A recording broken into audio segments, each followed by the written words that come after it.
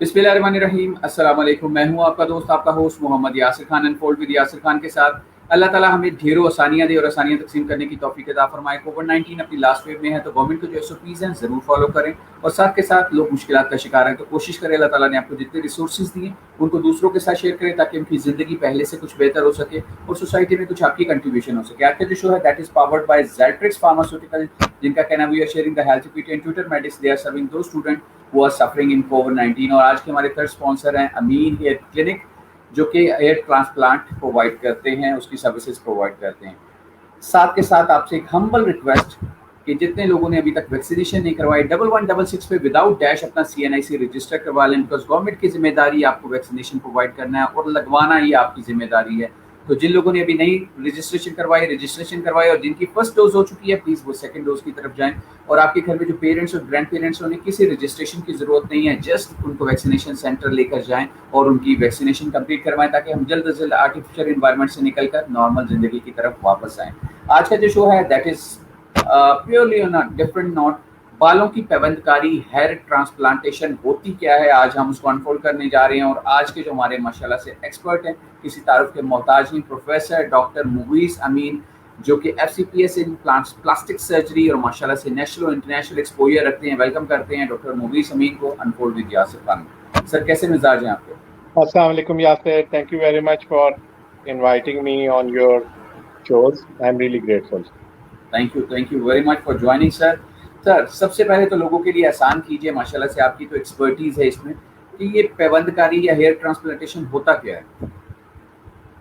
Basically ये गंजापन जो है एक वेस्ट के अंदर तो कोई इतना बुरा नहीं समझा जाता। हमारे एशियन कंट्रीज के अंदर लोग इसको काफी बुरा समझते हैं और ये मौरूसी होता है, ये जेनेटिक्स में चल रहा है। एक फैमिली में अगर किसी बुजुर्ग को है तो अगले बच्चों में जरूर आता है।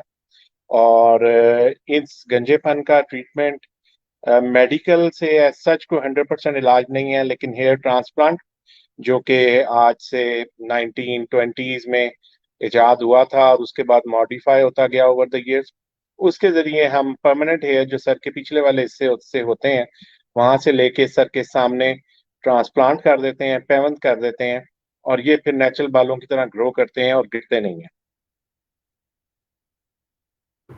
सर और अच्छा, ये दो तरह के हेयर ट्रांसप्लांट हैं, FUE और FUT। ये थोड़ा सा एक्सप्लेन कीजिएगा, ये क्या क्या हैं टर्म्स?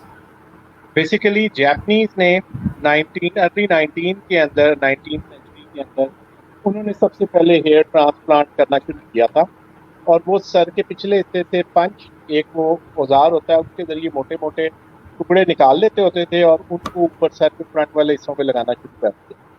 तो और उसके अंदर कोई वो कट वगैरह या स्टिचेस वगैरह नहीं करते थे, लेकिन वो जो सुराख करते थे वो बहुत बड़ा होता था।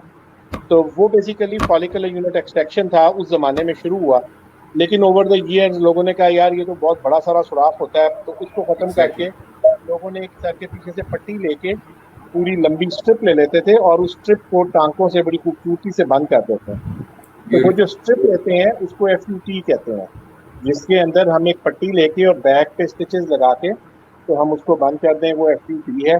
जब आप हज उम्रे पे जाएं तो बहुत सारे लोग आपको नजर आते हैं सर के पिछले हिस्से पे एक चांद बना होता है। तो वो FUT और FUE over the years modify होता गया। मॉडिफाई होते होते जो बड़े बड़े पंच पहले यूज होते थे, अब वो छोटे छोटे से 0.9, 0.8, 0.6 mm के साइज के बहुत छोटे पंच आ गए हैं, हाँ जी, जिसमें एक एक हेयर को हम टारगेट करके उसको हम उसके वो सिलेंडर सा होता है, हल्का सा होल करके उसको पुल आउट कर लेते हैं। उससे निशान कोई नहीं पड़ते, स्कार कोई नहीं होते।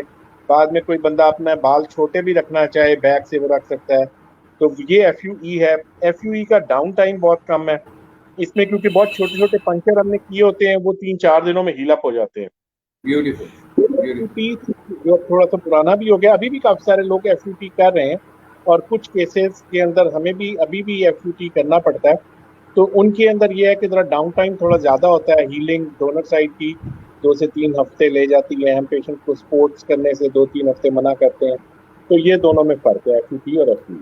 Very right. अच्छा, जो लोग बिल्कुल नए हैं अभी प्रोग्राम को देख रहे हैं, तो आपने जैसे बात की कट लगता है, और ये सर्जरी पुरानी हो सकती है, तो ये वैसे ही है जैसे ग्रास का एक पीस उतार लेते हैं और उसको किसी जगह पे जाके लगा देते हैं और वो ग्रो कर जाता है।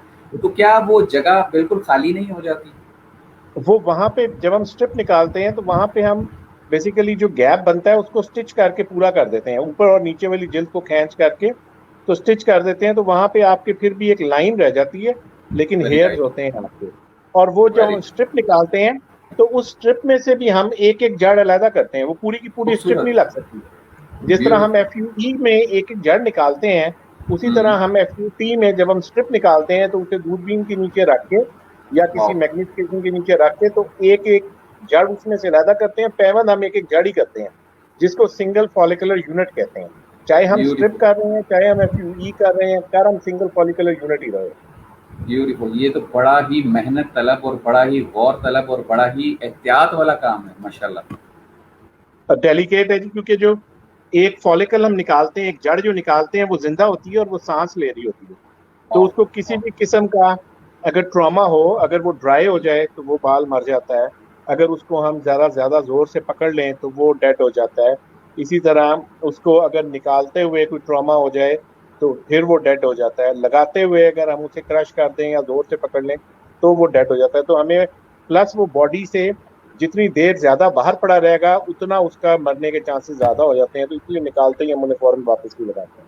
Very right, very right. अच्छा, ये कौन लोग हैं जो ट्रांसप्लांट करवा सकते हैं और कहाँ से ट्रांसप्लांट करवाना चाहिए?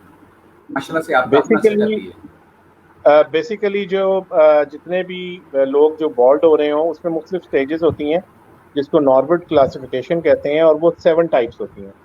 वेरी एक गुड, होती है बिल्कुल अर्ली स्टेज, उसे टाइप 1 कहते हैं कि फ्रंट से आपका आधे 1 सेंटीमीटर का हेयर लॉस हो रहा है। फिर स्टेज 2 है, 3, 4, 5, 6 और 7 के अंदर पूरे सर के बाल गिर जाते हैं, पीछे झालर बचती वेरी है। राइट, स्टेज 6 में पीछे से कुछ बाल अभी आपके रहते होते हैं, फ्रंट वाला 5-6 इंच का सर खाली हो जाता है, या फ्रंट से 2-3 इंच का सर खाली हो जाए और क्राउन खाली हो जाए। तो ये मुख्तलिफ स्टेजें होती हैं। यूजली स्टेज 1 अगर हो या हेयर फॉल हो रहा हो तो हम मेडिकल ट्रीटमेंट लोगों को कहते हैं कि करवाएं। लेकिन अगर उनकी फ्रंटल 2-3 इंच से ज्यादा हेयर लॉस हो गया हो तो वो फिर एजेड लगना शुरू हो जाते हैं, तो उनमें और हम रिकमेंड करते हैं कि करवा लें। फिर एज वेरी आ गुड, जाती है कि यंगर वेरी एज ग्रुप्स के अंदर, जिस तरह 15, 16, 17 साल या up till 22, 23 years of age, हमारी कोशिश होती है कि हम दवाइयों से पेशेंट को ट्रीट करें, उसको सर्जरी की तरफ ना ले जाएं, क्योंकि वो बहुत यंग है। हमें ये नहीं वेरी पता राइट, कि उनका परमानेंट वाला डोनर एरिया कितना बचेगा फ्यूचर में, उनकी वेरी बॉल्डनेस राइट, कितनी बनी है। क्योंकि हेयर ट्रांसप्लांट कोई एक दिन का प्रोसीजर नहीं है। एक एग्जैक्टली, पेशेंट जिसको हम ट्रीट करना शुरू करते हैं वो सारी जिंदगी का पेशेंट होता है। Hair very loss right. एक दिन का इलाज नहीं है। हेयर लॉस एक कॉन्टिन्यूस प्रोसेस है जो एक बंदे के साथ सारी जिंदगी चलना है। जब तक बहुत उसमें खूबसूरत आपकी टेस्टोस्टेरोन है, एक्सप्लेनेशन। हाँ जी, मर्दाना हार्मोन जब तक एक मेल में है तब तक उसका हेयर लॉस चलता रहता है और हम उसको ट्रीट करते रहते हैं। तो हमें प्लान करके बड़ा केयरफुली लोगों का ट्रांसप्लांट करते हैं। वेरी आपका राइट। दूसरा सवाल कि ये करवाना, यू मीन के देर नहीं करनी चाहिए कि आप बिल्कुल 7th स्टेज पर जाएं और उस वक्त आप हेयर ट्रांसप्लांटेशन की तरफ जा रहे हैं? जी बिल्कुल। उसके अंदर ये है कि मसलन कुछ लोग कहते हैं जी हम पूरे गंजे हो जाएं फिर आएंगे। इन रियलिटी हम्म, हमारी कोशिश होती है कि एक बच्चा जिसके 18 साल की उम्र में बाल गिरने शुरू हो गए हैं, तो मैं चाहूंगा कि हम उसका हेयर लॉस, वो गंजा जरूर होगा क्योंकि उसके यस, खानदान में गंजापन है, हम उसकी बिल्कुल, जीन्स को मॉडिफाई नहीं कर सकते, लेकिन हम उसकी बॉल्डनेस को डिले कर सकते हैं। जहां उसने 20 साल में बॉल्ड होना है, मैं चाहूंगा वो 30 ईयर के अंदर जाके उसके बाल गिरें और उस वक्त हम सर्जरी करें। तो हमें डिले नहीं ब्यूटीफुल, करना चाहिए। नंबर 2 क्या कहते हैं कि आपने पूछा था कि ये किन लोगों से एग्जैक्टली, करवाना कहाँ से चाहिए, करवाया जाए? उसके लिए आप क्वालिफिकेशन जरूर देखें। Very right.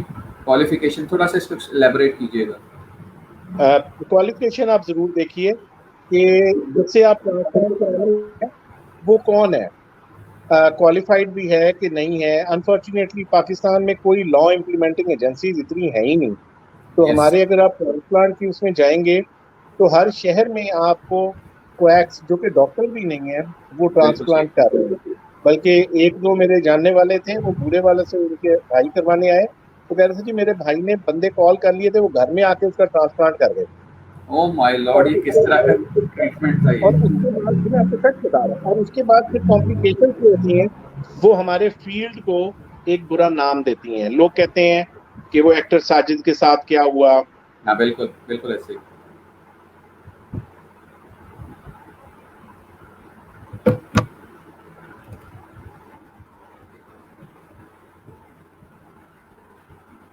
आपको आवाज आ रही है यासिर? जी जी बिल्कुल आवाज आ रही है, कैरी ऑन कीजिए, कैरी ऑन कीजिए, कैरी ऑन कीजिए, नो वरीज, आवाज आ रही है।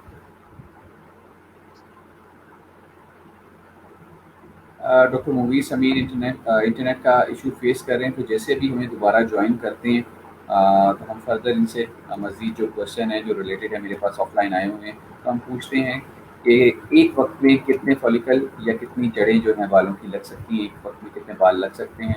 I will recommend professor doctor movie Sameen के वो दोबारा ज्वाइन कर लें ताकि अच्छे तरीके से कनेक्टिविटी हो सके, बिकॉज ये बहुत इंपॉर्टेंट टॉपिक है और मैं चाह रहा हूँ कि इसको अच्छे तरीके से हम एक्सप्लेन करें। और सर के साथ हमारे पास कुछ और भी क्वेश्चन आए हुए हैं कि सेफ हेयर ट्रांसप्लांट क्या होता है, और जैसे इन्होंने बात की थी कि जो है बिल्कुल कट लगा के या फॉलिकल निकाल निकाल के लगाया जाता है, तो अभी एक पेशेंट, एक जो पर्सन है हमारे व्यूअर हैं, उनका कहना था तो क्या ये इंसान जो है वो मतलब जागते की हालत में ये किया जाता है या उसको बेहोश किया जाता है। तो जितने लोग हैं उतने क्वेश्चंस भी हैं, तो जैसे जैसे अभी ज्वाइन करते हैं दोबारा तो हम उनसे पूछते हैं कि कौन कौन से स्टेप्स होते हैं हेयर ट्रांसप्लांट के और कितने दिन में ग्रो करते हैं। ये जितने भी लोग बार्ड का इशू जो फेस कर रहे हैं उनका सबसे पहले क्वेश्चन ये आता है कि अभी ये हेयर ट्रांसप्लांट करा लेते हैं तो उसको कितने दिन लगेंगे ग्रो करने में। जी प्रोफेसर डॉक्टर मूवी समीन जी ज्वाइन कर लिया। अच्छा सर, सवाल आ रहे हैं कि एक वक्त में कितने फॉलिकल या कितनी जड़ें लग जाएंगी।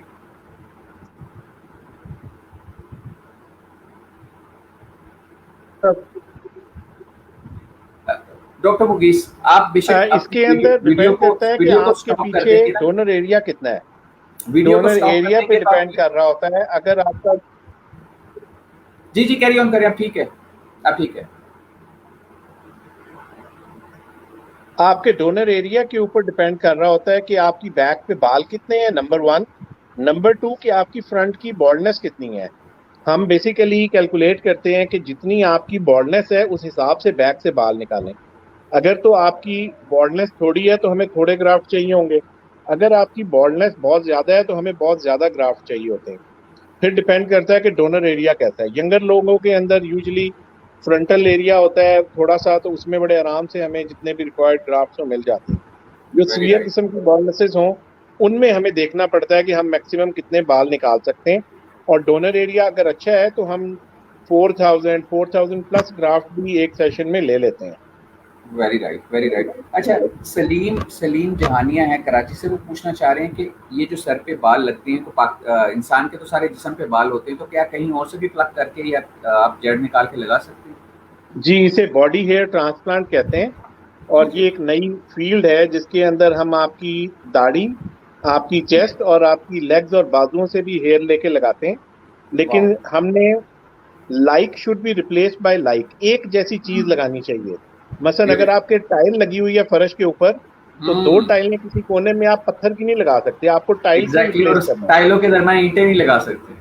हाँ, ईंटें नहीं लगा सकते। तो यही सर के ऊपर हमने करना होता है कि जब हमारा डोनर एरिया कम हो तो हम फिर सर के बाल, दाढ़ी के, चेस्ट के ये मिक्स कर लेते हैं। चेस्ट से भी निकाल लेते हैं, दाढ़ी से भी निकाल लेते हैं, सर से भी निकाल के मिक्स करके लगाते हैं ताकि वो बुरे ना लगे। दाढ़ी के बाल बहुत सख्त और थिक होते हैं, सर के बाल जरा नरम होते हैं और चेस्ट के बाल बारीक और फ्लिमजी से होते हैं। तो अगर हम चेस्ट के बाल फ्रंट पे लग जाएंगे तो बुरे लगने शुरू हो जाएंगे। तो लेकिन हम पूरे जिस्म से बाल निकाल के तो आजकल बॉडी हेयर ट्रांसप्लांट कर रहे हैं। Very right, very right. ये उन लोगों के लिए डॉक्टर साहब, ये उन लोगों के लिए हो सकता है बिकॉज जो टाइप 7 में आते हैं, जो बिल्कुल बाल्ड हो जाते हैं और उनका डोनर एरिया नहीं रहता, तो फिर वो बॉडी हेयर ट्रांसप्लांट की तरफ जाते हैं। जी, उन लोगों के अंदर हमें बॉडी हेयर यूज करना पड़ता है उनके गंजेपन को कवर करने के लिए। Very right. अच्छा एक सवाल है डॉक्टर साहब, सेफ हेयर ट्रांसप्लांट क्या होता है? सेफ हेयर ट्रांसप्लांट इसकी एज सच तो कोई क्लासिफिकेशन नहीं है। सेफ हेयर ट्रांसप्लांट वो है जिसके अंदर हम अपने पेशेंट को सेफ रखें, उसको एक अच्छे रिजल्ट दें और उसके क्राइटेरिया हैं। उसका क्राइटेरिया है कि एक मरीज है वो टाइप 7 बॉल्ड है और उसको हम ऑपरेशन थिएटर टेबल पे लिटा देते हैं और हम कहते हैं कि आज हम तेरे सर से भी बाल निकालेंगे, दाढ़ी से भी निकालेंगे, छाती से भी निकालेंगे, लातों से भी निकालेंगे, और तुम अगले 36 घंटे ऑपरेशन थिएटर में ही लेटे रहोगे, और oh at my the end of the day हम अपने मरीज को मार देते हैं। तो गॉड, ये एक, तो हमें सेफ अनसेफ। प्ले करना है, हमें मरीज को समझाना है, क्योंकि मरीज हमारे पास जब आता है वो कह रहा है डॉक्टर पूरा सर फाड़ दो, which is humanly impossible as far as patient safety is concern. Number दो, वेरी हमने देखना होता है कि हम जो दवाइयाँ टीके दे रहे हैं वो पेशेंट के लिए सेफ है कि नहीं है। नंबर तीन, हमने देखना है कि जिस एटमोसफियर में वो पेशेंट आके ऑपरेट करवा रहा है वहाँ लाइफ सेविंग दवाइयाँ, वहाँ लाइफ सेविंग इक्विपमेंट, ये चीज़ें मौजूद हैं कि नहीं है। हम किसी क्वैक राइट। के क्लिनिक में चले जाएं, वहाँ हमारे पास कुछ भी नहीं होता, अगर खुदा ना खासा किसी दवाई से मरीज को रिएक्शन हो जाए या कुछ हो जाए। तो ये एक बेसिकली एक जनरल सी टर्म है कि we have to be safe, और हमें अपनी और अपने पेशेंट की लिमिटेशंस का पता होना चाहिए।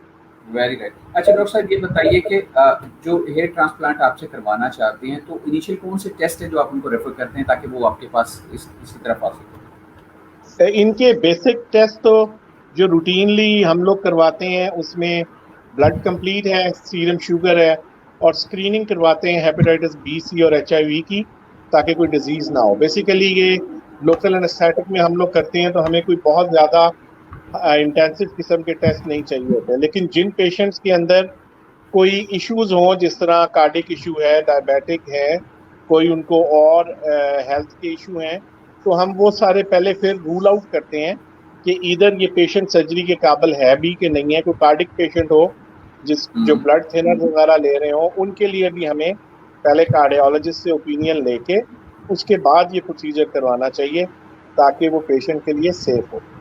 ब्यूटीफुल। और जो लोग अभी क्लिनिक पर जाना चाहते हैं और डॉक्टर साहब से हेयर ट्रांसप्लांट करवाना चाहते हैं, 0321681570 पे अपॉइंटमेंट ले सकते हैं, और अपॉइंटमेंट लेने के दौरान जब अपॉइंटमेंट ली जाएगी तो उसमें डॉक्टर साहब बेहतर तरीके से आपको गाइड कर सकते हैं कि आया क्या चीज़ पॉसिबल है, आपकी टाइप कौन सी है, और आपके साथ ट्रीटमेंट कौन सा हो सकता है, और कौन कौन से आपको मैयर्स आप ले सकते हैं, और किस टाइम में ये आपको ऑपरेट करवाना चाहिए। जी डॉक्टर साहब। जी, वेरी राइट। अच्छा डॉक्टर साहब, एक सवाल ये आता है कि कौन कौन से स्टेप्स हैं जो हेयर ट्रांसप्लांट के लिए इनिशियल लेवल पे लिए जाते हैं? पेशेंट जब हमारे पास क्लिनिक में आता है तो आप सर्जिकल स्टेप्स पूछ रहे हैं जब वो आता जी है, जी बिल्कुल। जी तो बिल्कुल। उसके अंदर सबसे पहले तो हम लोग मरीज को प्रिपेयर करते हैं। FUE के लिए हमें हेड शेव करना पड़ता है, FUT के लिए हमें शेव नहीं करना पड़ता, उसमें हम डोनर एरिया को पीछे जहाँ से स्ट्रिप निकालनी है उस एरिया को शेव कर लेते हैं। Very patient right. की इनिशियल हेयर लाइन ड्रॉ होती है, सबसे पहले वो डॉक्टर करते हैं कि ये आपकी हेयर लाइन है, और पेशेंट से डिस्कस कर लेते हैं जो फ्यूचर में उसका फ्रंट फेस अपीयरेंस कैसी लगेगी। उसके बाद हम लोग फिर पेशेंट को उसका डोनर एरिया मार्क करते हैं जो सेफ है, जो परमानेंट है। वो मार्क करने के बाद फिर हम लोग उसकी रूटीन की जो ब्लड प्रेशर वगैरह और बाकी चीज़ें हैं वो एवेलुएट कर लेते हैं, उसकी लैब्स असेस कर लेते हैं, और उसके बाद फिर हम लोग उसको कोई सेडेटिव हल्का सा देते हैं ताकि जो थिएटर की एग्जाइटी है वो पेशेंट को ना हो। और बाकी मेजॉरिटी प्रोसीजर नर्व ब्लॉक्स में होता है। हम माथे को और बैक साइड पे नर्व्स जारी होती हैं, तो बड़ी लिमिटेड सी डोज ऑफ लोकल एनेस्थेटिक से सर को नम कर लेते हैं। वेरी और राइट। पहला स्टेप होता है कि हम लोग इधर पहले फ्रंट पे स्लिट बना लेते हैं, स्लिट कहते हैं जिसमें छोटे छोटे होल कर लें, हेयर लाइन डिजाइन कर लें जो कि नेचुरल लगे, और उसके बाद फिर बैक सर के डोनर एरिया को नम करके तो एक एक करके ग्राफ्ट पीछे से निकाल लेते हैं। और उसके बाद आजकल हम लोग DHI, डायरेक्ट हेयर इम्प्लांटेशन, वो इम्प्लांटर्स होते हैं वो यूज करते हैं, ताकि ये डेलिकेट ग्राफ्ट होते हैं। FUE वाला ग्राफ्ट डेलिकेट होता है, जो वेरी पट्टी राइट। स्ट्रिप वाला ग्राफ्ट है वो मोटा थिक होता है। तो FUE वाले ग्राफ्ट के लिए हम लोग इम्प्लांटर यूज करते हैं ताकि उसको ट्रॉमा कम से कम हो। और ये 6 to 8 आवर्स का प्रोसीजर होता है, जिसके बाद पेशेंट वॉकआउट कर सकता है। एक दफा जब हम ग्राफ्ट निकाल लें तो लगाने से पहले फिर मरीज को लंच ब्रेक वगैरह देते हैं, वो अपना कुछ खा के फ्रेश हो जाता है, और फिर हम ग्राफ्ट लगाने शुरू करते वेरी राइट। और ये 6 से 8 घंटे का प्रोसीजर है? हैं। जी, ये 6 से 8 घंटे का प्रोसीजर है। Very right. तो उस ये प्रोसीजर करवाने के बाद क्या वो पर्सन ड्राइव कर सकता है, या क्या क्या एहतियातें होती हैं उसके लिए? जी, बेसिकली तो he will be a perfect normal guy, he can drive. वो जहाँ जाना चाहे, ट्रेवल बैक करना चाहे, कर सकता है। एहतियात उसमें यही होती है कि पहले 2-3 दिन आपने हेड बेंड नहीं करना, ताज़े ग्राफ्ट लगे होते हैं, तो जी जी। सजदा आप इशारे से कर लें। आपने कोई जोर वाला काम नहीं करना, झुकना नहीं है, हेड को एलिवेटेड रखना है। माइल्ड सा एक पेन किलर और एंटीबायोटिक, FUE में पेन यूजली नहीं होती, तो वो एंटीबायोटिक और पेन किलर पेशेंट को हम लोग दे देते हैं फॉर 3-4 डेज, और 48 आवर्स के बाद हेड वॉश करेगा। पहले 10 दिनों के 2 वीक्स में ये जो बाल लगे होते हैं ये शेड हो जाते हैं, और गिर फिर जाते 3 हैं। मंथ्स में दोबारा ग्रो करना शुरू होते हैं, और तकरीबन 6 मंथ्स में सब्सटेंशियल 80-90% ग्रोथ हो जाती है। लेकिन यूजुअली 1 साल का टाइम दरकार होता है बालों को सही निकल के ग्रोथ करते हुए। ब्यूटीफुल, ये बहुत अपनी खूबसूरत बात की कि पहले जो 10 जो पहला 1 से 2 महीने होंगे उसमें बाल जो हैं वो झड़ जाएँगे, गिर जाएँगे और फिर उसके बाद 3 महीने के बाद वो दोबारा प्रोसेस शुरू होगा। अच्छा, एक सवाल है काशिफ मिर्ज़ा, वो पूछना ये चाह रहे हैं कि इसकी परसेंटेज क्या है रीग्रो होने की? डिपेंड करता है कि आप सर्जरी कहाँ से करा रहे हैं। जो अच्छे क्लिनिक्स हैं उनमें 80-85 to 90% हेयर ग्रोथ होती है जो हम लगा रहे होते हैं, क्योंकि वेरी उसके नाइस। अंदर हर स्टेप जो है वो लुक आफ्टर होता है कि निकालते वक्त उनको ट्रॉमा तो नहीं हो रहा, उनकी स्टोरेज कैसे हो रही है। इनके लिए स्पेशल चिलर्स होते हैं जो हम वेरी लोग नाइस। यूज करते हैं अपने क्लिनिक में, जिनमें इनका कॉन्टिन्यूसली टेम्परेचर मेंटेन्ड होता है, और वो ऑटोमेटिक चिलर्स होते हैं, उसमें ह्यूमन इंटरफेरेंस नहीं होती। खूबसूरत। लगाने वक्त हम इम्प्लांटर यूज कर रहे होते हैं। इम्प्लांटर्स में भी जो ह्यूमन फैक्टर है ग्राफ्ट का वो जीरो हो जाता है, यानी एक टेक्नीशियन जोर से पकड़ रहा है, एक टेक्नीशियन डेलिकेटली पकड़ रहा है, तो वो ह्यूमन फैक्टर जितना आप माइनस करते जाएंगे उतनी आपकी ग्रोथ अच्छी होती जाती है। तो अच्छे वेरी नाइस। क्लिनिक्स में 80-85% से लेके 90-95% तक ग्रोथ होती है बाल की। Beautiful, beautiful. अच्छा सर, ये बताइए कि ये ट्रांसप्लांट क्या पूरी ज़िंदगी के लिए होता है या इसका रैपिड कोई ट्रीटमेंट या मेडिकेशन चलती रहती है? मैं एक बड़ी कॉमन सी चीज अपने हर मरीज को जब वो आते हैं उन्हें बताता हूँ। मैं कहता हूँ कि आपके बाल आपकी कार की तरह हैं, they are wow! Just like your vehicle. जिस तरह आप एक शोरूम से नई कार खरीदते हैं और हुँ, उसके बाद आप शोरूम वाले से ये कभी नहीं पूछते कि भाईजान ये गाड़ी मैंने ले ली है, अब मैं हुँ, सारी जिंदगी इसकी मेंटेनेंस तो नहीं करनी मैंने। वो वाओ! Understood beautiful. होता है कि जब गाड़ी आप लेके आएंगे तो उसकी सर्विस, मोबिल फिल्टर, ये एक रेगुलर फिनोमेना होगा, और वो आप बड़ा रिलीजियसली हर 3,000 किलोमीटर के ऊपर कर रहे होते हैं। तो बिल्कुल सही। आपके हेयर और आपकी बाकी बॉडी भी जो है वो मेंटेनेंस मांगती है। जो ट्रांसप्लांट वाले जो सर के डोनर एरिया है जहाँ से बाल लेते हैं, ये यूजली सारी जिंदगी रहते हैं आपके साथ, लेकिन डिपेंडिंग अपॉन कि आपने इनकी केयर कितनी की है। अगर वेरी राइट। आपने अपनी वही पुरानी वाली आदतें कि बालों को बहुत ज्यादा डाई करना, जेल लगाना, वो बाल खड़े कर लेना, शैम्पू दिन में 6-6 दफा करना, ये सारी हुँ, चीजें करेंगे तो ओवर द ईयर्स ये वीक हो जाते हैं। लेकिन अगर आप कोई अच्छा सा मल्टीवाइटमिन लेते रहें, कोई इनकी ऑयलिंग बालों की करें, और इनको बहुत रिगुलरली यूज ना करें, तो they stay with you for ever. Beautiful, beautiful. अच्छा सर, क्या-क्या एहतियातें हैं जो आप बताएँगे कि हेयर ट्रांसप्लांट के बाद ज़रूरी हैं जो एक पर्सन हेयर ट्रांसप्लांट करवा के जाए? सबसे पहले तो जो हमारा डोनर एरिया होता है उसमें भी कुछ बाल ऐसे होते हैं जिन्होंने ओवर द ईयर्स गिरना होता है। तो वेरी एक राइट। तो मल्टीविटामिन मैं अपने हर मरीज को कहता हूँ कि जिस तरह आप गाड़ी का मोबिलाइज, जब तक गाड़ी रखनी है मोबिलाइज फिल्टर चेंज करना है, ये तो अंडरस्टूड है। तो जब तक बाल रखने हैं तो आपने मल्टीविटामिन जरूर लेने हैं, छोड़ने नहीं है। जब आप छोड़ते हैं तो आपके बाल ओवर द ईयर्स वीक होना शुरू हो जाते हैं, क्योंकि हमारी डाइट में हर न्यूट्रिएंट नहीं होता। Well number said. 2, मैं कहता हूँ कि शैम्पू कम यूज किया करें, साबुन ज्यादा यूज किया करें। ब्यूटीफुल, ये बहुत शैम्पू अच्छी ज्यादा डैमेज सजेशन है। करते हैं हेयर्स को। नंबर 3 कि ऑयलिंग हफ्ते में एटलीस्ट, अच्छी ऑयलिंग हफ्ते में 1 या 2 दफा आप जरूर करें। और ये बेसिक चीजें हैं जो आपने जो रूटीन के अंदर आप घरों में कर रहे होते हैं वो करनी है। बहुत तेज गर्म पानी से सर को ना धोया करें। सर्दियों में हल्का सा जब सर धोना हो तो पानी का टेम्परेचर नॉर्मल करके धो लें। ये दीज आर द बेसिक चीजें हैं जो आपने करनी है, तो your hair will stay with you. Beautiful, beautiful. अच्छा सर, अब आ जाते हैं कि कुछ कॉम्प्लिकेशन हो जाती हैं, तो वो कौन-सी कॉम्प्लिकेशन है जो बिल्कुल माइनर फैक्टर होता है वो कॉम्प्लिकेशन, और फिर उसको किस तरह मैनेज किया जा सकता है आफ्टर हेयर ट्रांसप्लांट? यासिर, दुनिया में आप कोई भी काम करेंगे, कोई भी ऑपरेशन करेंगे, उसमें कॉम्प्लिकेशन हो सकती है। वेल ये सेड। मेडिकल कोई भी दवाई हम किसी मरीज को दें, उसको रिएक्शन हो सकता है। लेकिन सबसे जरूरी चीज ये है कि आप जिस बंदे से इलाज करवाने जा रहे हैं, क्या वो उस कॉम्प्लिकेशन क्वालिफाइड को है। संभाल सकता है कि नहीं संभाल सकता। ब्यूटीफुल, अगर एक ब्यूटीफुल। सर्जन बालों की सर्जरी कर रहा है या कोई भी सर्जरी कर रहा है और वो उसकी कॉम्प्लिकेशन को मैनेज नहीं कर सकता, तो फिर he is not a good surgeon. इसके एग्ज़ैक्टली। अंदर जो बिल्कुल सिंपल सी कॉम्प्लिकेशंस हैं, वो तो ये हो सकता है कि बेसिकली अर्ली फेज के अंदर कुछ दाने, जब हेयर ग्रोथ हो रही हो तो कुछ दाने वगैरह निकलते हैं, वो यूजली 2 to 3 months में ग्रोथ शुरू होती है तो निकलना शुरू होते हैं, इक्का दुक्का तो वो सेटल हो जाते हैं। इसी तरह डोनर एरिया एफयूई में हल्के फुल्के पिंपल्स निकलते हैं। उसके बाद फ्रंट पे जहाँ हम ट्रांसप्लांट करते हैं वहाँ नमनेस होती है, सर कुछ अर्से के लिए सुन हो जाता है लेकिन 2-3 महीने बाद वो नॉर्मल हो जाता है। वेरी फिर नाइस। डायबिटिक्स में, स्मोकर्स के अंदर इशू हो सकता है कि जहाँ पे हमने ट्रांसप्लांट किया है वहाँ पे जिल्द का कोई थोड़ा सा पैच या टुकड़ा काला हो जाए, जिस तरह साजिद हसन का तो बहुत बड़ा हो गया था ना जी प्रॉब्लम। जी, स्कैम, हाँ बिल्कुल। फिर उसको प्लास्टिक सर्जन के पास भेजा और प्लास्टिक सर्जन ने उसका इलाज किया। तो वो और क्योंकि जिन्होंने उनका किया था वो उनको मैनेज नहीं कर सके, तो स्कैल्प नेक्रोसिस इसमें हो सकती है। ये कॉमन नहीं है, ये रेयर है। इसी तरह very hair nice. Growth poor हो सकती है। आप सर्जरी कर रहे हैं तो चांस है उसमें, बहुत ज्यादा नहीं लेकिन फिर भी चांस है कि किसी पेशेंट की ग्रोथ डिजायर्ड जो आप चाहते थे उतनी डेंसिटी नहीं आई। ये इशू भी हो सकता है, उसमें हमें रिडू करना पड़ जाता है। और यही बेसिक कॉम्प्लिकेशंस हैं। Right, right.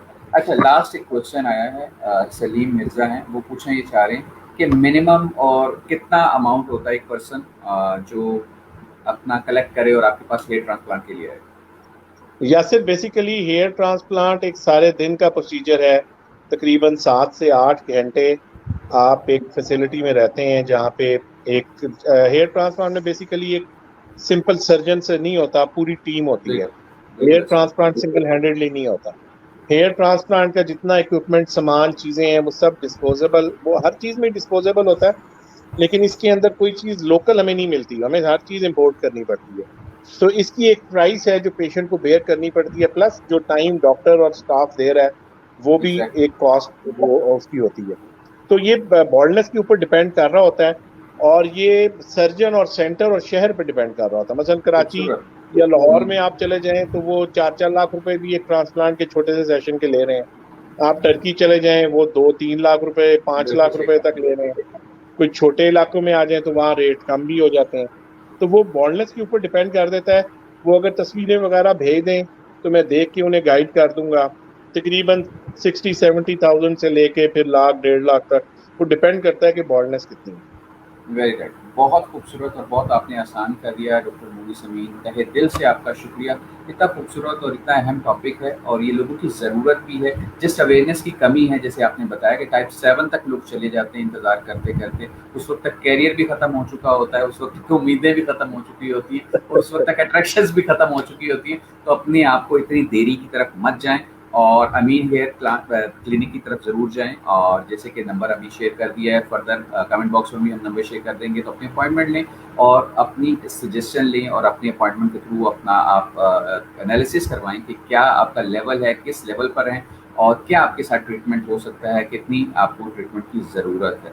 तो तहे दिल से अगेन शुक्रिया जिन लोगों ने प्रोग्राम को अब देखा या बाद में देखेंगे, और कमेंट करके ज़रूर बताइएगा कि शो कैसा लगा। और unfold with Yasir Khan show को प्योरली करने का मकसद भी यही है कि पाकिस्तान और पाकिस्तान से बाहर जितने भी जेम्स और सक्सेस स्टोरी रखने वाले लोग हैं उनको आपके साथ शेयर करके सोसाइटी के वो इश्यूज जिनके ऊपर बात नहीं होती, बाल्डनेस वन ऑफ देम, बात की जाए ताकि हम आपके सोल्यूशन प्रोवाइड कर सकें। आपसे मुलाकात होगी इंशाल्लाह कल। टिल दैट टाइम, अल्लाह हाफिज़, अस्सलाम वालेकुम, पाकिस्तान थैंक यू। जिंदाबाद। पाकिस्तान जिंदाबाद।